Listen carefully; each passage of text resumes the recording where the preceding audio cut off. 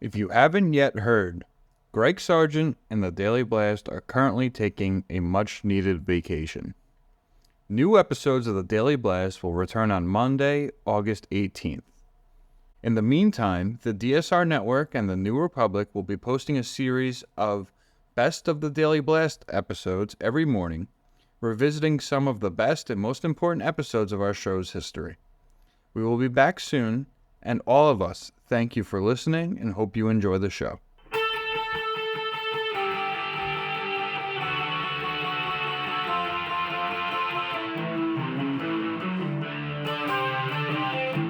This is the Daily Blast from the New Republic, produced and presented by the DSR Network. I'm your host, Greg Sargent.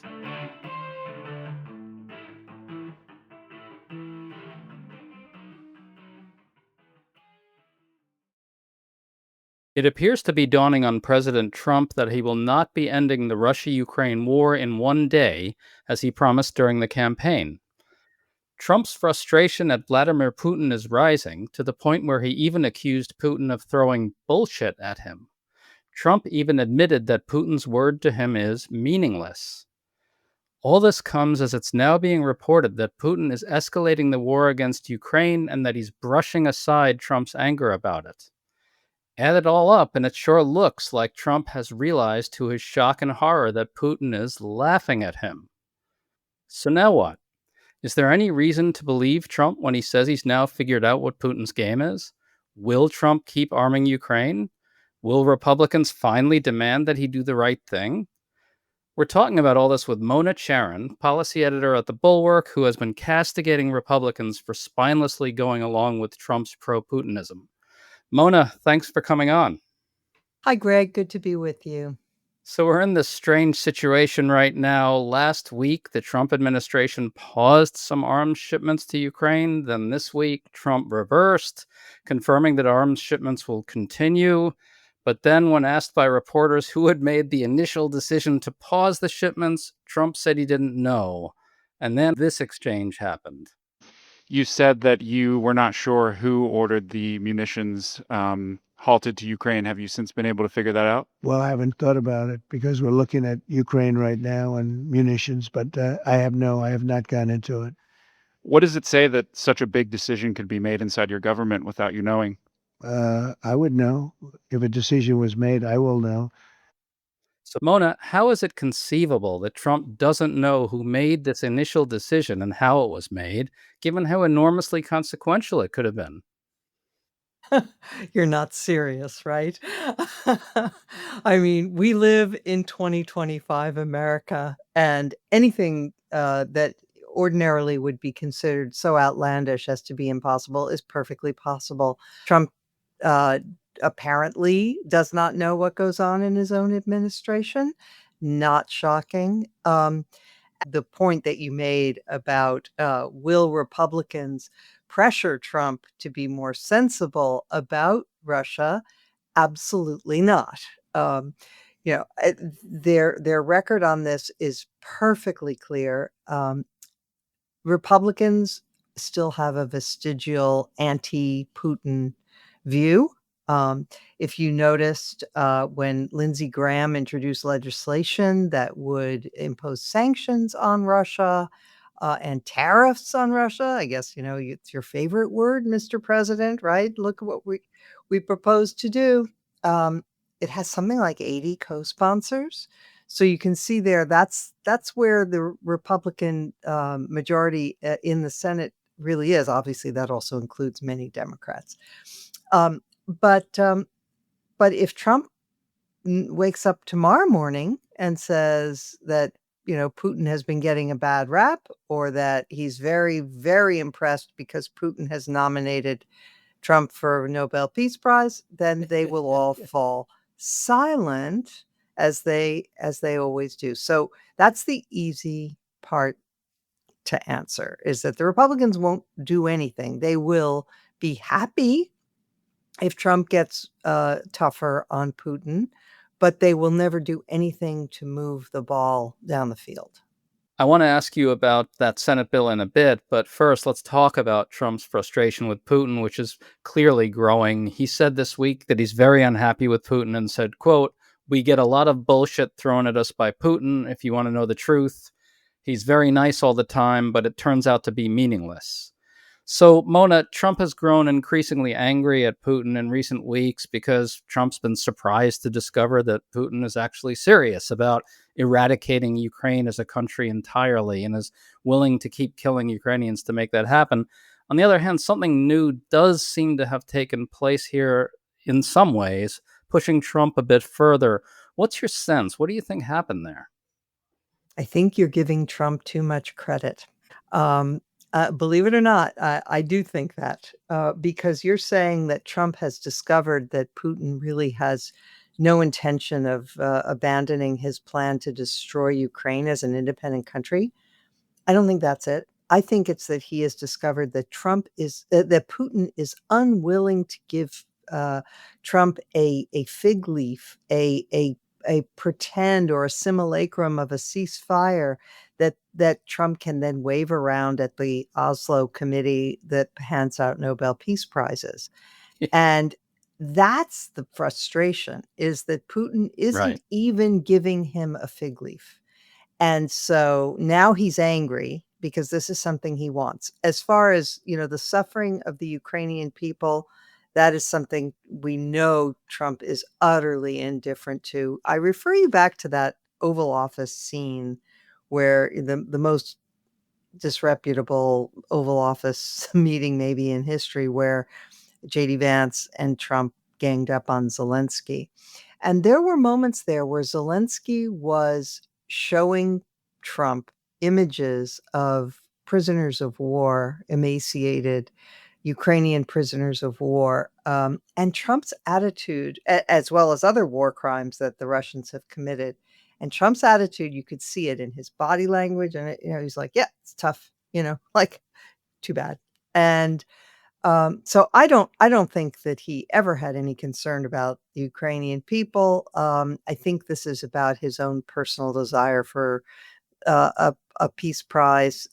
He's resentful that Obama got one and he hasn't. And by the way, at least say this: um, Alfred Nobel did the world a favor by creating this prize, because even if in their heart of hearts, world leaders don't have the right motives, at least the thirst for getting a prize may cause them sometimes to stumble into doing good things. Well, it's interesting that you talk about Trump and appearances, because for Trump, everything is appearances. And it's almost as if he's shocked to discover that Putin won't give him what he needs to sustain those appearances. It's as if Trump is essentially saying, Vlad, don't you get it? Nothing's real. So that's what's so striking about it, is Trump really expecting that, people who are deeply deeply ensconced in these crazy ideologies about, a greater Russia dating back to the czars. He seems incapable of processing the thought that someone would actually want something real, and that's what's surprising to him. Yeah, I agree, and but I would also say we have to sort of bear in mind too that something is happening in the world that is different now. Namely, there is a segment of the right that has become really Putin-philic. Um, you've got Tucker Carlson, who is a Putin stan. You have, a whole series of intellectuals and other, sort of influencers who believe the nonsense that Russia represents a kind of Christian renaissance in the world, that it represents, traditional family values and anti-wokeness. This is, of course, a very carefully cultivated image by Putin himself. Um, that he spent a lot of his, time and effort cultivating in the West. So it's false. They're not religious. They're not, and so on. But it does have appeal to a certain kind of Trump, a Trump fan, or certain segment of the right. The thing is, it's not still, even though it has, Putin has his cheerleaders on the right. For most Republicans, Putin still is very unpopular, and to say nothing of the country at large. I mean, so it's a fringe. Yeah, and I think part of that, though, that's essential, and we should point out that Vice President J.D. Vance is a big Russia-phile, Yes. and sort of really on the vanguard of this kind of pro-Russia right. A big part of it is that Ukraine can't possibly be defending itself. It wants to join the West. It's woke, has pretensions to liberal democracy. That sort of society can't possibly defeat something like the Great Russia, can it?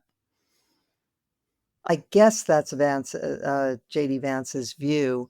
Yeah. It's really hard to get inside his head, since I'm still processing the fact that just in the blink of an eye ago, he was, pro-West, pro-democracy, pro the freedom-loving countries of the world. So, I mean, maybe he thinks Mhm. that, but it's hard to say. Well, he was a very instrumental figure in humiliating Zelensky in the He Oval was. Office there, and He he was. has, No. he's a big convert to Catholicism. He's part of that kind of right wing Yeah. Yeah. Catholic milieu that Yeah. clearly thinks all these things.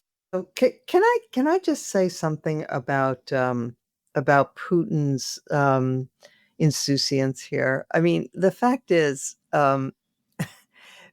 what is that? There's that quote. I don't remember who said it. It's a famous quote from European history where some world leader said, "We will astound the world with our ingratitude."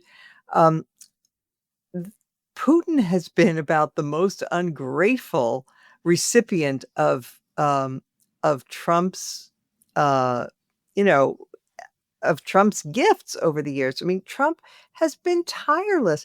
He agitated time and again to bring Russia into the G8, even though, it had been kicked out for invading Ukraine twice. Um, and but he kept, trying to bring Russia back into the G8. He sent his envoy, Steve Witkoff, there to fawn over Putin and say what a fabulous guy he was. He had one of the first acts of this administration, I think it was back in March, was to instruct Cyber Command to cease all hostile actions against Russian disinformation efforts around the world. Um, he has paused and then restarted aid to Ukraine many times. He has said, in meetings, he has said things like, "Well, Putin and I went through, or Vladimir and I went through a lot together over that Russia hoax." Eh, he has just been nothing but a lapdog for Putin, and all he's asking in return is for a fake deal that he can then Right. sell, and and Putin is declining to give it to. It's almost like Putin isn't a good guy. It's almost like that. And by the way, to your point, the New York Times is now reporting that Putin is brushing off Trump's professed anger at him for continuing to slaughter Ukrainians, which, as you point out, is actually anger at Putin for making Trump look bad and not giving him the fig leaf Yes. way to win a Nobel Peace Prize and all that. Right. But Putin thinks he's got an even clearer upper hand against Ukraine. Now, Trump has spent many years insisting that other countries are quote unquote laughing at the United States, even when it's not at all true. It's a made up story. But here it's really starting to look like Putin really is laughing at Trump. The Times reports that Putin has kind of priced in American opposition to him continuing to kill Ukrainians, including potentially keeping weapons going to Ukraine and potentially sanctions as well. And Putin just doesn't seem to think American opposition's a factor.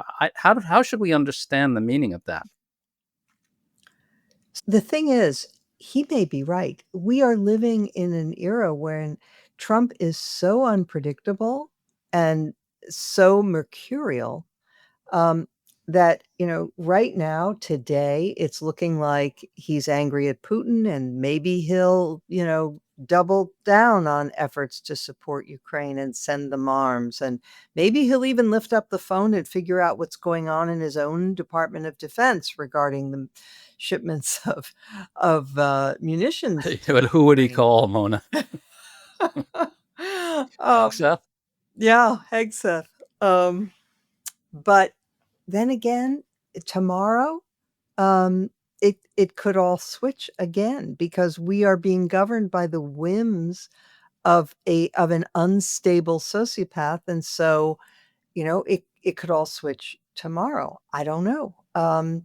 Putin is what is he now, 71, 72? I don't know. He's getting up there. Not that there's anything wrong with that. But, it's his legacy, and this is he is determined to conquer Ukraine, and so but on the other hand, I if I were advising Putin, I would say, just give Trump what he wants. You'll get what you want eventually anyway. So I don't necessarily think Putin is playing this right, Mm. for his own purposes.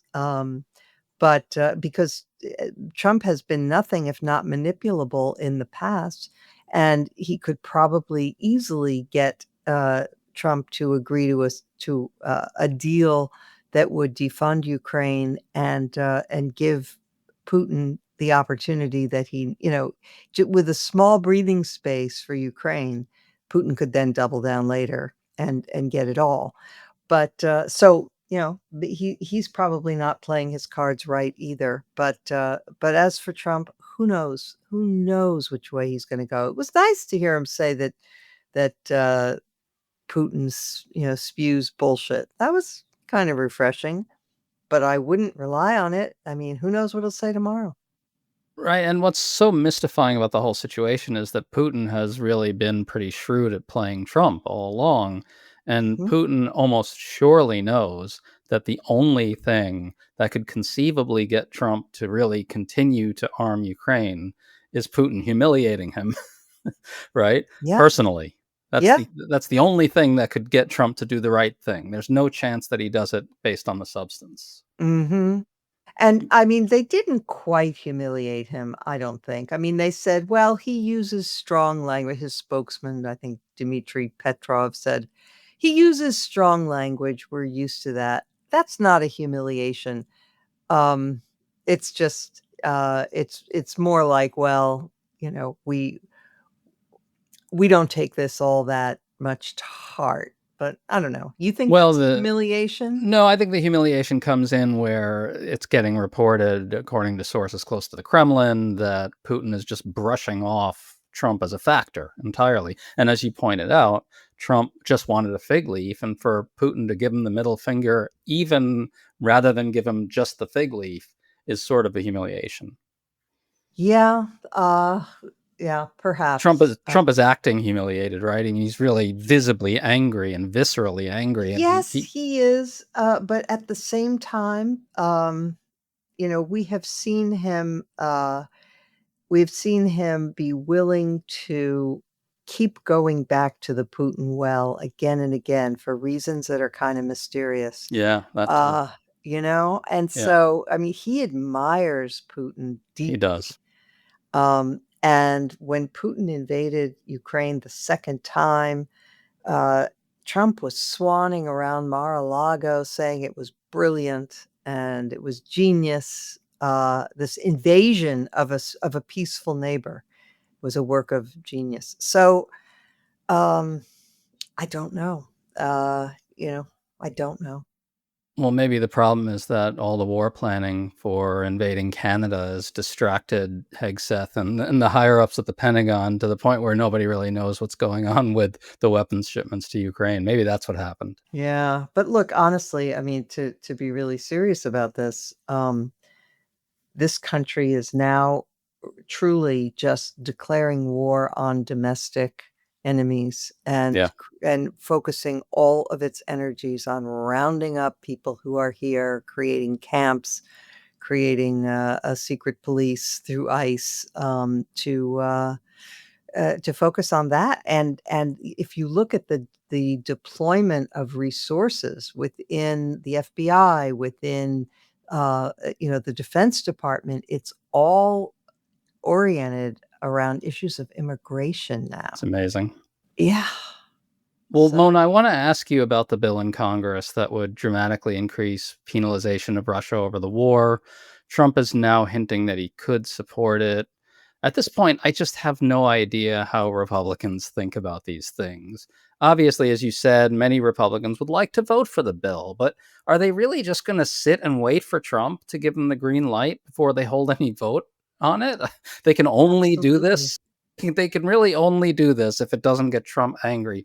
That's just amazing. Do you expect Trump to give them the green light on this bill? And can you talk about what's in the bill and what's going to happen? Yeah, so the bill, as I understand it, would impose sanctions on Russia, but not only that, but on anybody who trades with Russia. Right. And so there's the rub.